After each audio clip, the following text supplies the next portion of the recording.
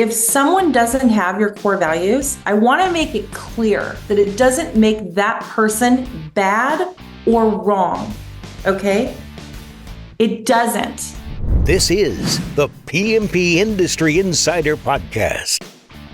Hello, everyone. Welcome out to another episode of the PMP Industry Insider Podcast, where we take a look at what is changing in the pest and lawn industries, and we take you to the front lines to those that are driving those changes.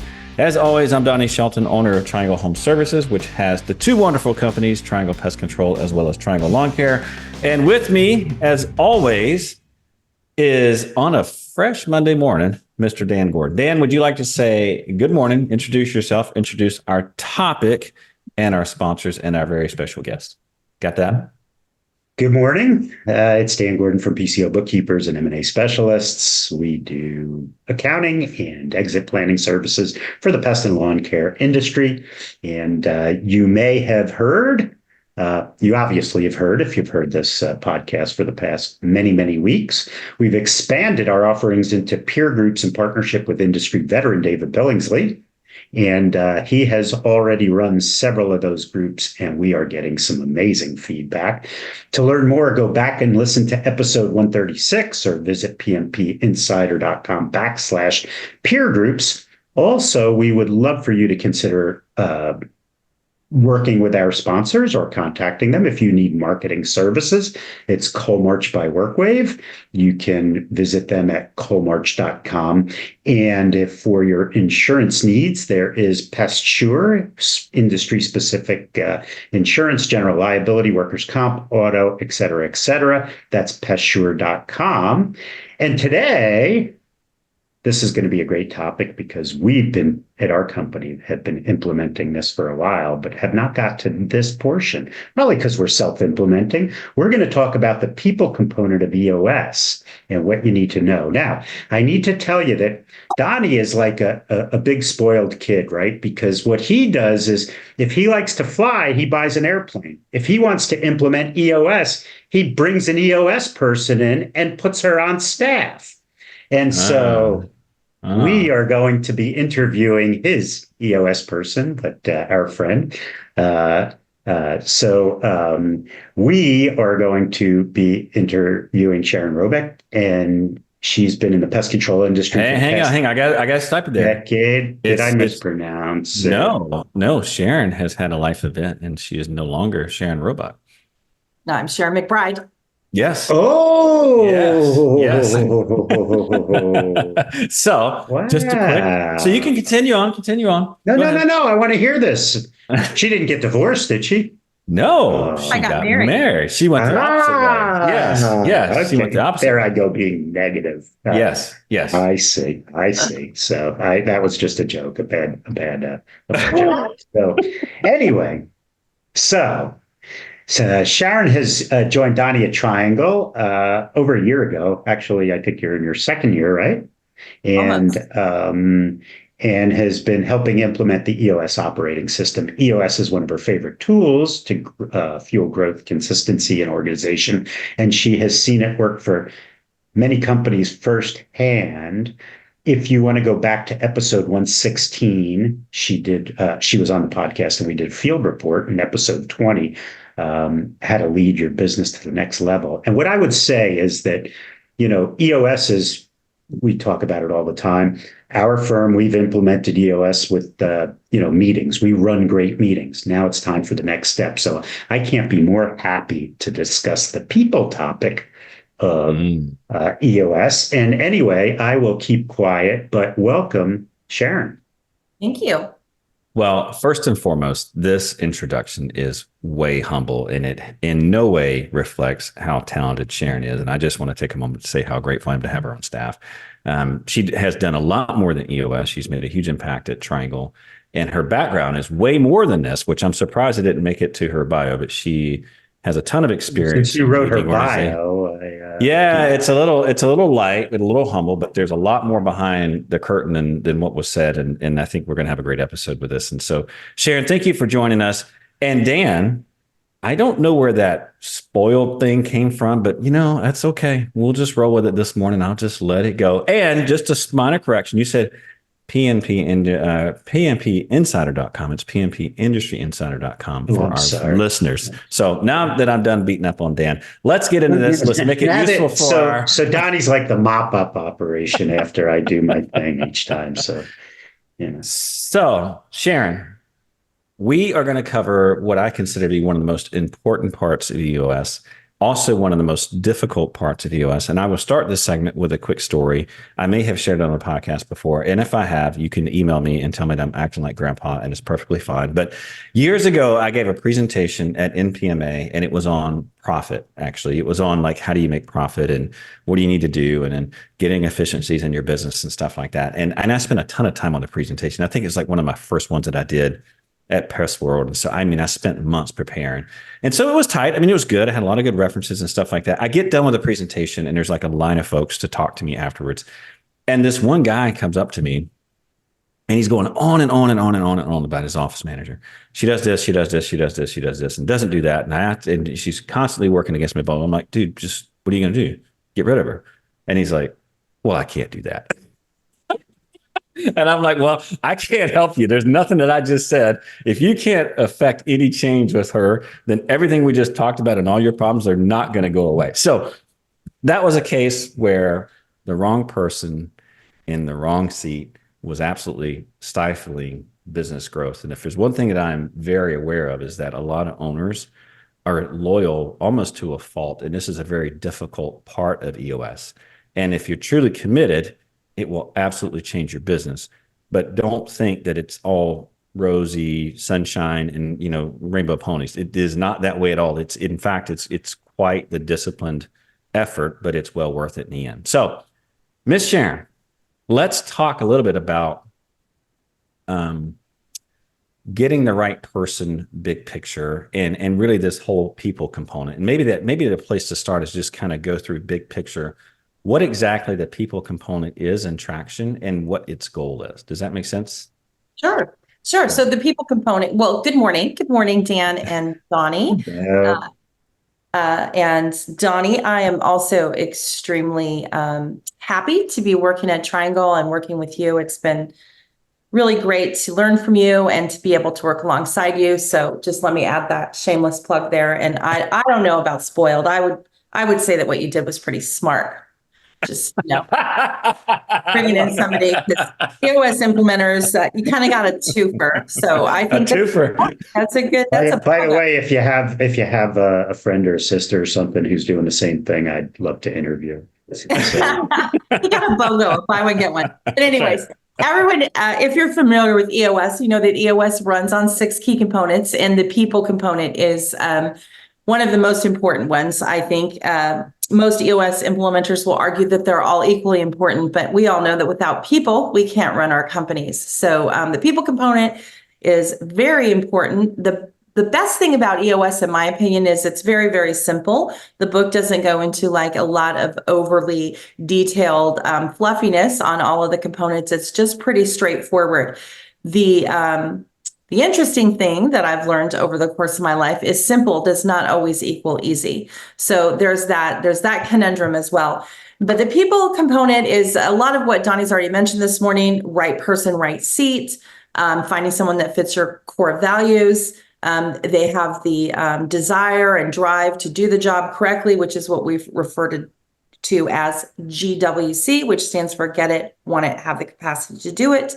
And then, abiding by some pretty disciplined rules of analyzing those people on a quarterly basis, making sure that they're walking in their unique abilities and able to add to the organization. So I know I talked about a lot there in a brief time, so we can kind of drill down into each one, starting at the beginning about how to find the right people, and then if you've inherited some people, how to get them situated to where they're in the right seat. Yeah. Yeah. So, one of the things that really attracted me to Traction was, that's a lot of traction in there. So one of the things I was really drawn to in Traction was this whole idea of culture, right? We talk about culture all the time, and you hear it in all these books and people are throwing it out. It's a really big buzzword. The book Traction was the first book I ever read that really walked through, this is a system for creating the culture that is aligned with your core values. And they have a few formulas in there. One of them is core values plus people analyzer equals the right people, meaning that you could have people who have the same core values, but they don't have the whole get it, want it, or capacity. That's not going to equal right people. And likewise, you could have someone who's very, very talented, don't have the core values. That doesn't equal the right people. And so anyway, it was one of these things where it's a system for creating a culture that is aligned with what your values are, as well as a system for making it so it's clear that this person, gets it, they want it, and they have the capacity to do it. And the thing I love about it is that it's a system that is analyzed quarterly, because that changes. I mean, one of the most difficult things that I have done as a business owner, and I've seen, is as we grow, the business is growing at one speed, and maybe a person in this seat is going at a different speed. And over time, what happens is the business overtakes that person. And if you don't have some system in place that reevaluates later on, you can really get yourself in a bad spot. Now, I know none of our listeners, nor you, Dan, have ever been in that position, but I've been in it many times. And when you really sit down and look at like how simple this is, it's a great system, and it has absolutely transformed our culture here at Triangle. Sharon, can you just talk a little bit about... Before you go on, it's interesting because of the culture thing. If you think you've got a great culture because everybody gets along and goes to happy hour and everything else, that is not a great culture. It could be a great culture, right? But getting the work done, that's all, and so sometimes, you might have the greatest person in the world, but they're not keeping up with your growth. And I think that's what you just address. I think the culture too is like, okay, so I do want people to get along, and I want them to have a great time, and I want them to be friends. But at the same time, we're running a business, and I want them to perform, right? So there's both, right? There's this, okay, the people are really aligned, they have the same core values, and they're really, really performing in their roles. So coming back to you, Sharon, I wanted to talk a little bit about, can you just talk a little bit about this formula of core values plus the people analyzer, and then finishing it out with right people? Can you just briefly mention what that is and what it's about? Absolutely. So starting with your core values, I assume that you would have core values. If you don't have core values as an organization, you need to get some, and there's a process in the book for that. So once you have your core values set up, you want to hire, fire, review, and reward based on your core values. When you post a job listing, all of the qualifications that it takes to do that job, I call permission to play, which means if you can't do the job, then I'm not even interested in talking to you if you don't have the qualifications. But beyond that, as a company, you want to hire, fire, review, and reward based on your core values, because that's what helps people fit into your culture. And that's a big piece of the right person component. So once you know that this person has your core values and they have permission to play, meaning they're qualified to do the job, you want to move on to the people analyzer, which is GWC. So let's start with get it. This is someone who gets it. A little bit hard to define, but I know that you all know what I'm talking about when you run into those people that they just get it. Maybe they get you, right? Oh, they just get me. Or maybe they get what you're talking about, where they relate to every single thing that you're saying. So what it simply means is that they truly understand the role. They get the role, they get the culture, they get the systems in place to function in that role, and they get the pace of how that role moves. Some roles move at a very quick pace, right? And some roles do not. So getting it is just an understanding of the role as a whole, not just one piece of it, but like every component of it, how it works, what is required to do it. So that's the first one, get it. Can you just, can you just do a couple of examples of core values instead of going back to the book? Because I was talking to somebody yesterday about core values, and they were telling me, oh, you know, core values. And what she was saying is all our ethics. Our ethics may be part of it, but what's an example of core values? So ours are Go Rise. So, that it's an acronym for growth, ownership, respect, integrity, service, and excellence, right? So those are our core values. If you don't have core values as a company, there is a way in the book that you can set them up, and that's to get the leadership team together and think of a person in the organization that you want to clone, that you couldn't live without, that's really made some great strides in the organization, and you write down all of the things about that person that you admire, right? Like maybe they're driven, maybe they're humble, maybe their acts of service are outstanding, all of those things. And that's how you kind of come up with some core values as a company. You really want to try not to just pull them out of a hat because you want them to fit your culture. Maybe some of them are fun, right? Like some organizations like Zappos and those bigger, organizations that really create an environment of fun. That's an important core value to them. So you want to create them first. Really, it really should speak to who you are as a company, how you operate. So if you don't have those core values, you definitely want to look into creating some. And if you run on EOS, every year your executive or leadership team has a 2-day planning session where you go over the core values, and they might change, right? You might pick them in the beginning of your journey and then decide, we kind of missed it here. And this really isn't important to us. We thought it was, but it's not. So it's okay to change them, especially within the first 2 or 3 years that you're implementing EOS. You want to reevaluate them and say, does this really represent who we are as a company? I know that Triangle added some core values before I came. We started with just Rise, and then we added Go to the Go Rise. So you can change them, right? So that's a good way to look at it.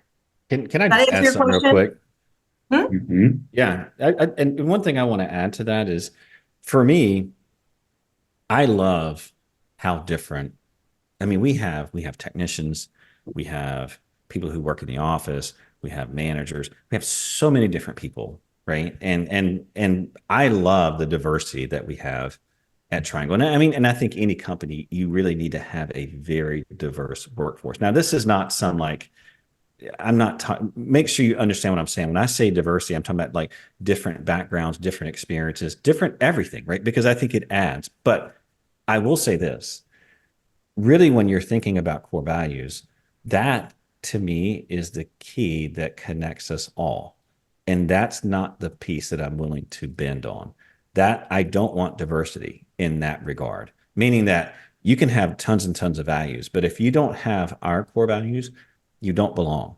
This is not going to be a place for you long term. Like if you're not into growth, if you're not into owning your stuff, like owning both the good and the bad, like I guess my point here is, and I say this in meetings all the time, and I'm sure Sharon will probably roll her eyes when I say this, not in a bad way, but she knows that I say it a lot, which is we're all different, and that's fantastic. But this is what connects us all, which is our core values. And so to me, core values, it's a non-negotiable, and it's the way that connects us all, that we can all be on the same page. And the other part I would make is that it's also the key to your culture, being very, very clear of like, this is what I'm not willing to bend on. And this is what it's required to be here. Because the reality of it is that everyone comes in with core values. And if they're not aligned and they're not clear and people aren't aware, your core values are going to change based on who you have. And that may or may not go the way that you want. So right. Just a little addition there. But Okay. So get it, want it, capacity, get it. You understand the role, you understand the culture of the company, the systems in place to do the job, and the pace at which it's done. Wanted is that you understand and want this job, that you put your ego out of the way, and that you are willing to do what it takes to do the job. It gets you out of bed in the morning. It gives you a spark, and that you truly, truly want to be in the position that you're in. You're using your unique ability, and you want to be in your seat. Never have I ever met a person that wants their job when you say, how's your job going? And they're like, meh, it's okay. It's great. I'm learning something new every day. I really love the seat I'm in. I'm able to use my talents to their to my fullest abilities. All of those things are things that people say when they want the job. Okay. Yep. Then there's the capacity to do it. This one I've seen go both ways. If anything, on the get it, want it capacity, yes or no questionnaire is if there's a no on capacity, that is one that I am willing to work with a little bit to see if we can get there, because I feel like get it and want it is just something you can't change. Capacity is having the mental, physical, and emotional capability to do the job. You understand what the job is and also the time to do the job. And this is a big one because there are certain jobs in an organization that are 9 to 5, 40 hours a week. You come in, you do your job, you go home. There's not a lot of extra time at home required to research anything or to go above and beyond. It's just a straightforward 40-hour-a-week job. And some people are great with that. Then there's other jobs in an organization where one week might be 50 or 60 hours and one week might be 30, right? You just don't know. It's what comes up and what's required of you. So having the capacity to do a job also involves a time commitment. Are you willing to do that job? And sometimes maybe you can do it in less time than other people, which is great. So I'm not implying that it always goes towards working more. It's just when you're available, how you're available, and do you have the emotional intelligence to do that job, the emotional maturity to do that job, if it's a manager's seat or a seat where you're dealing with a lot of different types of people. And do you have the skill, intellect, and knowledge to do that job? So capacity involves a lot. I feel like people's capacity can grow with good training and coaching. So it just depends. But get it, want it capacity are the things that when you combine those with someone who has your core values, that's when you're really going to get into that pocket of right person, right seat. So Sharon, can you just run through, we just went through this. Can you just talk through a little bit about, I mean, obviously I know I'm not, that I'm not talking about specific people, but just for our listeners, for folks who maybe or may not done traction, what does this look like? Like, when is this done? What does it look like? Maybe just walk through the exercise that we went through on our 2-day. You just talk through that just briefly. Yeah. So get it, want it capacity is a yes, no question. Okay. Where when you score your people on your core values, that's on a plus minus scale, which means they represent those core values most of the time. Plus minus is some of the time, and minus is very rarely, right? So get it, want it capacity is a yes, no. So once a quarter, before you do your 555s or your quarterly check-ins with your people, you really want to sit down and think about this. Do they get it? Do they want it? Do they have the capacity? And if it's not yeses across the board, it's time to dig a little bit deeper into wherever there's a no or a maybe, right? You don't even want a maybe. You want a yes, yes, yes. Now, I'm not saying that if at a quarterly review, you're thinking about an employee and one of these is a no, that doesn't mean they're gone, right? This means, what am I going to do to help this person get better in this particular category? Maybe there's something going on in their life personally that's bogging them down. Maybe there's something going on at work that's bogging them down. All of these things can be analyzed before you do the 555 check-in, or what people would refer to as the quarterly check-in, which is why these quarterly check-ins are so important. It gives you time to have a conversation with your direct reports to see where they are, personally, to see where they are professionally. So as you're going through your year and you're checking in with your people quarterly, this is the time to ask them questions, see where they are. It might not always be a bad thing. Maybe the get it or the want it part is starting to wane, and maybe it's because they're bored in their seat, right? Donnie talked about the organization outgrowing people, but people can outgrow their seats, right? So if they're using all of their abilities every day and they're not feeling challenged anymore, then it's time to reevaluate. Now, having said that, that doesn't always look like an instant promotion, which is what a lot of managers get stuck in this track of. Oh, they've done everything they can do in their job. They need a promotion. I don't have one. They're going to move on. You can expand their role, give them more responsibilities. In traction, that's called delegate and elevate. And what that means is you're going to delegate some of your roles to this person, and it's going to elevate them. It's going to make them feel like they're making a difference. They're using more of their skill set, and roles can expand and change. So when you're analyzing your folks every 90 days, keep in mind that it all works together, and to get that feedback from them of what's going on to help them get all yeses on the people analyzer. Yeah.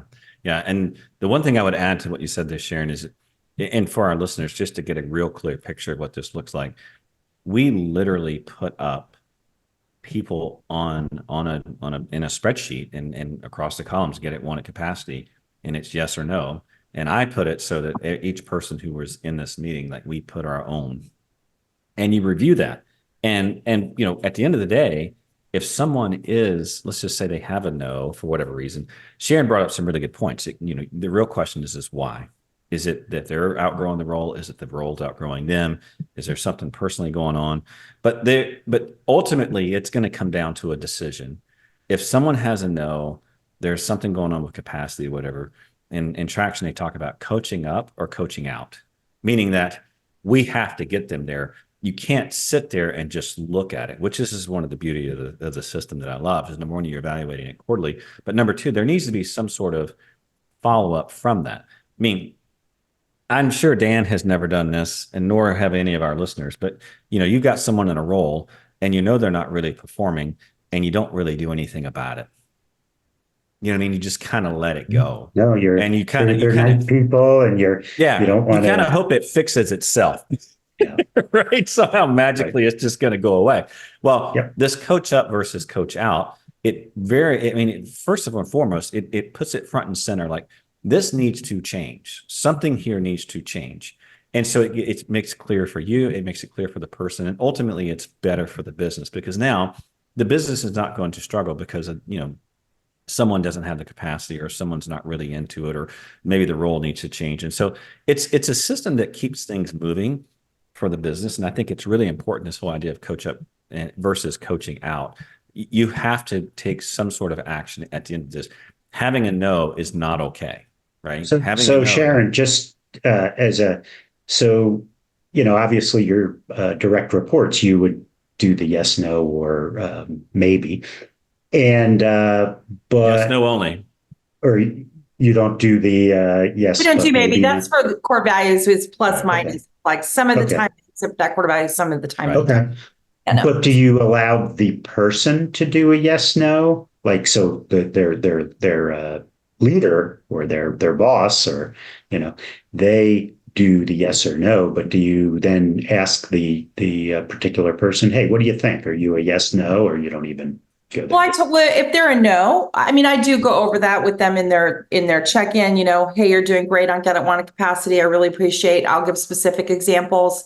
Here's the time that you went above and beyond. I know you really want it. You're really working hard. Here's the ways how. If I have a no, I'll just say, hey, I feel like lately you're kind of not wanting to be here. Your attendance is waning. You're not as enthusiastic as you used to be. Is something going on? So I don't have them fill it out, but I will bring up a section of that I feel they're not doing well and get their feedback. Okay. Yeah. So Dan mentioned something that he wanted to talk about, and we're not at the end, but I want to make sure that we have enough time to discuss it. And it's kind of a good time to discuss it because we're talking about coaching up versus coaching out. First, before we get into coaching out, let's talk about coaching up. And Sharon, can you just spend a little bit of time of like what this looks like? Let's just say you go through the process, you get on your GWC, and there's a no, and now there's time to take action with this person. We obviously, listen, it's a lot to swap out people. It's almost like finding gold to find people who share your core values.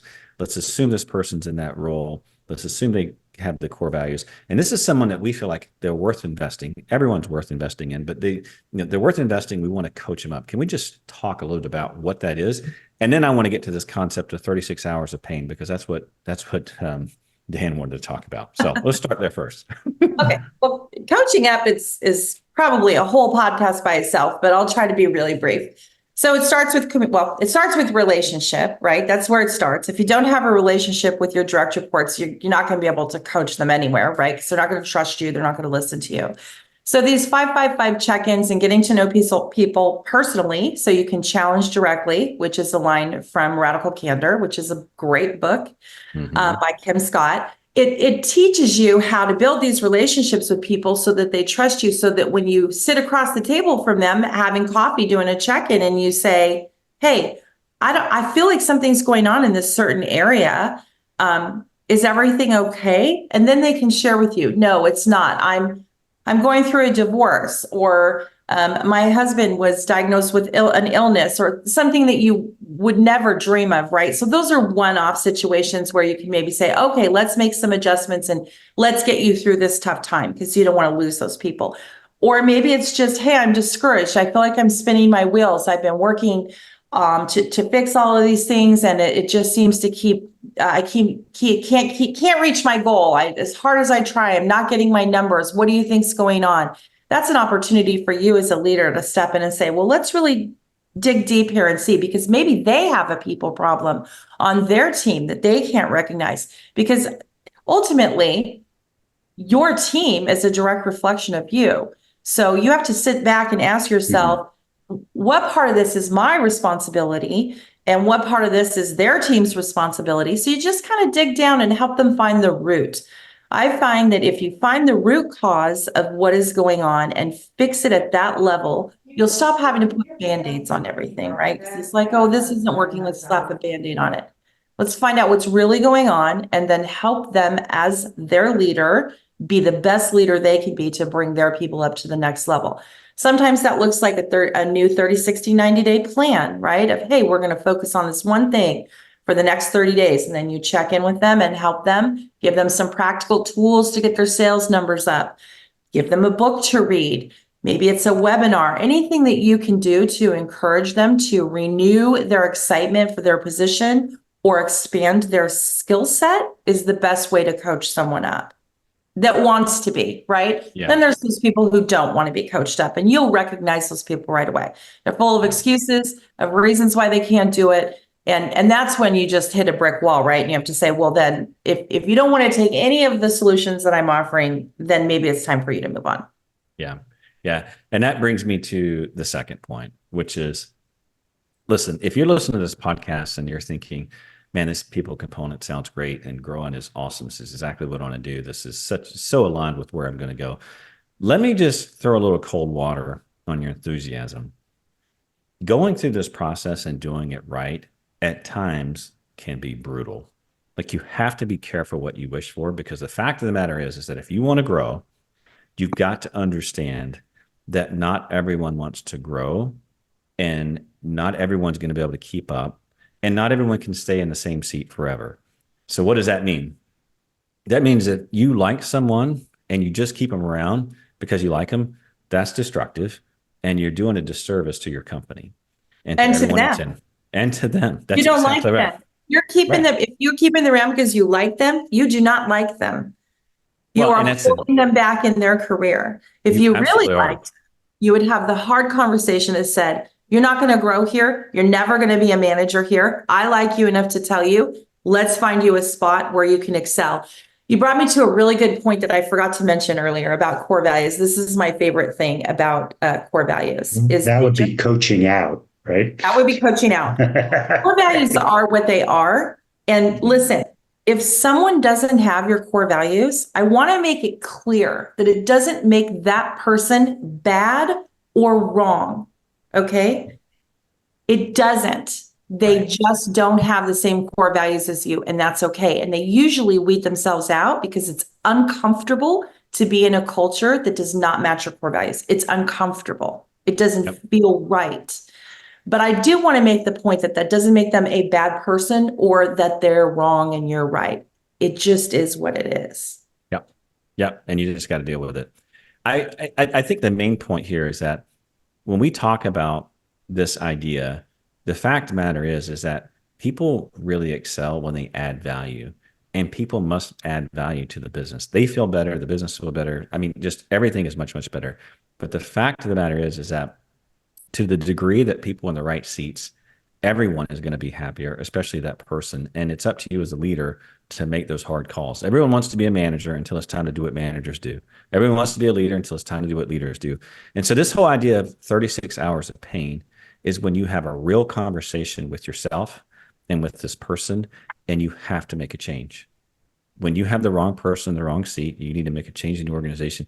It sucks, right, to do this. And that's why I said, like, be careful what you wish for, because the fact is that if you're truly committed to this, it is going to put you in a place where you have to make uncomfortable decisions, and you have to have the discipline and the commitment to follow through and to walk through the 36 hours of pain. Because the fact is, I can think of several times where we had to make a really hard call and it sucked. There were tears, there was whatever. And I mean, but after 36 hours, you're like, my gosh, I should have done that a long time ago. So a lot of different. So wait a minute. So give the definition of the actual 36 Okay. hours. So Let me give you the Yes. definition. Yes. why did that come about? As a So it's just a story from Traction where a gentleman's talking about how he had a leader that he let stay in his organization probably a year or too long, right? Recognized that it was gonna not working and maybe let him stay about a year too long. So you can divvy that 36 hours up any way you want. And over the course of my career and working with owners, we've joked about it. Sometimes it's really hard. And sometimes we're like, oh, that was 72 hours of pain.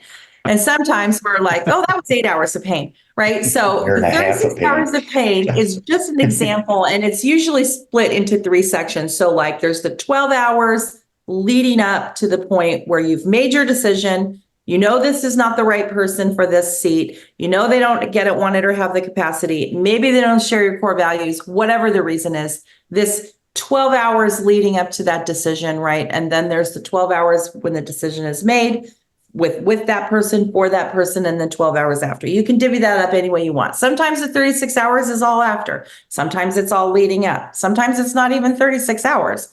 Most of the time in an organization, when someone is glaringly in the wrong seat, you're worried about what the rest of the organization will think. Will it bring down morale? What's going to happen? Everyone loves this person. 90% of the time, I'd even be willing to say 95% of the time, if you are really coaching out someone who is definitely in the wrong seat, the rest of the organization will say, what took you so long? I've often said, I mean, I didn't mean to you. interrupt you there, Sharon, but I mean, I've often said that if there's someone that's in the wrong seat and everyone knows it and you don't take action as a leader, there's truly only 2 conclusions that they can come to about you as the leader. Number 1, you're too stupid to see what's really going on. Or number 2, you're too weak to do something about it.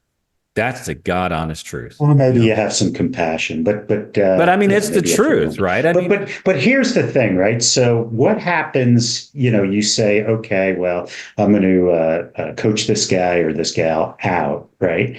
And you know, they're a very nice person. Or what if that you know, they do have a skill set, but maybe they're not right for your organization, and you think, you know, in your mind, oh my gosh, they're going to leave us and they're going to go to a competitor.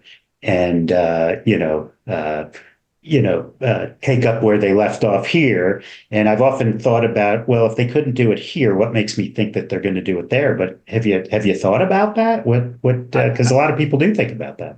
I write him a reference letter. I'll Yes. write him a letter. I'll take a phone call. Anything. exactly. I have sat in my office and said, I'm so sorry that we have to part ways. I am happy to help you find a new job if there's anything I can do. And then sometimes I'll come across someone like, oh, this person would be great for so-and-so. And I'll call them and I'll say, have you found a job yet? Because I have a lead for you. It doesn't have to be a nasty, you're fired, get out of here type of situation. Now, there's times you can't avoid that, and people are going to take it that way if that's the way they want to take it. But if it's done correctly over the course of time with helping them recognize that they're in the wrong seat and some compassion, it is definitely, I will help them find another job. I don't want them to fail. They're just in the wrong seat, or maybe the wrong organization or the wrong industry or whatever, right? But you mentioned a couple seconds ago, Dan, you said, or maybe you just have some compassion. And I really want to get back to the point of when you let someone go that's in the wrong seat, that is an act of compassion. I want to make that clear, because too often people are like, oh, they're ruthless, they fired me, they have no heart. If you are in an organization that leads by their core values and is leading with EOS, it's absolutely the opposite. It means that you have enough compassion to have the hard conversation with them that's going to help them do better in the long run, because they're not succeeding here and you want them to succeed. You really have to care about people. I mean, you really have to care about them. And sometimes, I mean, it's like being a parent, right? Love doesn't always look like, well, you can have candy, you know, and ice cream all day long. Doesn't look that way. And so, I mean, I think that's a key part. Okay, we have burnt through all of our time. There was a huge outline that we had. I think we got through about 10% of it, maybe 15. But Sharon, I just want to say thank you for coming on. This has been a great conversation. Dan, did you get out of this what you were looking for in terms of the people? I'm going to have actually everyone in my team. We have a terrific team, and it all goes well. But you kind of wonder, okay, what's the next step with this traction thing? And I think that we need to develop our coaching up as opposed to coaching out. We don't really have too many team members who are coaching out, but it's kind of like, okay, what's the next step in this whole traction process? So I have, and I'm really thankful. Implementer is the next step. Yeah. Well, I'm going to hire Sharon, with all her extra time. Not happening. Yes.